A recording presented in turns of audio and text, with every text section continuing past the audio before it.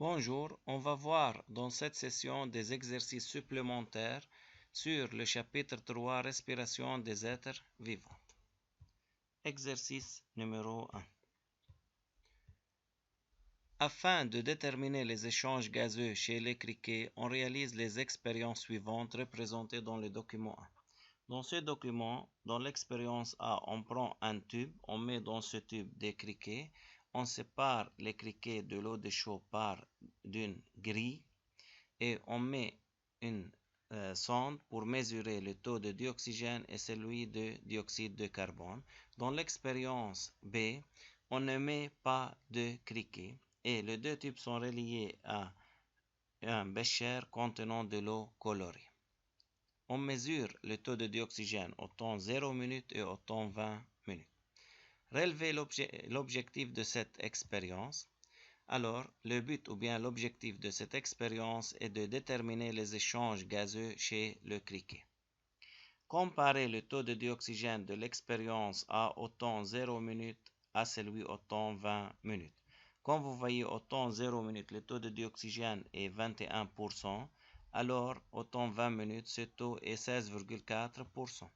Alors, le taux de dioxygène dans l'expérience A au temps 0 minutes est 21%, comme vous voyez, plus grande que celui après 20 minutes qui est 16,4%.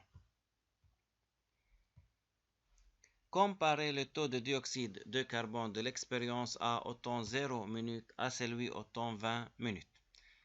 De la même manière, le taux de dioxyde de carbone dans l'expérience A au temps 0 minutes est 0,03%, plus petit que celui après 20 minutes qui est 0,15%. Expliquez les résultats obtenus dans l'expérience B. Comme vous voyez dans l'expérience B, au temps 0 et au temps 20 minutes, le taux de dioxygène et celui de dioxyde de carbone ne varient pas.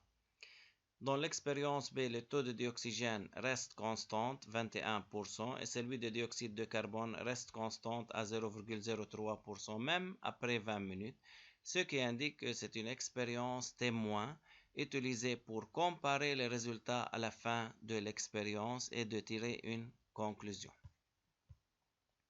Que peut-on déduire?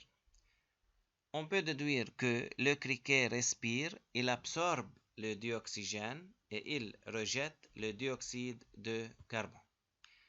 Dans le but d'identifier le mode de respiration du criquet, un élève a fait une dissection d'un criquet. La dissection du criquet a montré les structures suivantes au niveau de son abdomen. Il y a des orifices qu'on appelle stigmates. Il y a des choses qu'on appelle trachées, trachéoles, sac aérien et organes. Alors, relevez le nom de l'orifice respiratoire chez les criquets, l'orifice respiratoire qui permet l'entrée et la sortie de l'air. Alors, cet orifice est le stigmate. Donnez le nom de l'organe respiratoire chez les criquets. L'organe respiratoire chez le criquet est le trachée. Indiquez le trajet d'air dans ce cas. Comme vous voyez, l'air entre à travers le stigmate, puis il passe vers le trachée, trachéole, sac aérien et organe. Précisez le mode de respiration chez les criquets. Comme l'organe respiratoire chez les criquets est le trachée, alors c'est une respiration trachéienne. Pour vérifier le rôle des stigmates chez le criquet, on fait les expériences suivantes montrées dans le tableau adjacent. Analysez les résultats obtenus dans l'expérience 2. Comme vous voyez, lorsqu'on fermait les stigmates par l'argile, le criquet meurt. Mais dans l'expérience 1 où on ne fait rien, le criquet survit, c'est-à-dire le stigmate reste ouvert. Alors, la fermeture des stigmates par de l'argile de criquet provoque la mort de ce criquet dans l'expérience 2, mais dans l'expérience 1 où les stigmates sont intacts, le criquet survit. Tirez une conclusion ou bien que peut-on conclure? Conclusion, les stigmates permettent l'entrée et la sortie de l'air chez le criquet, ce qui assure sa survie. Enfin, merci de votre attention.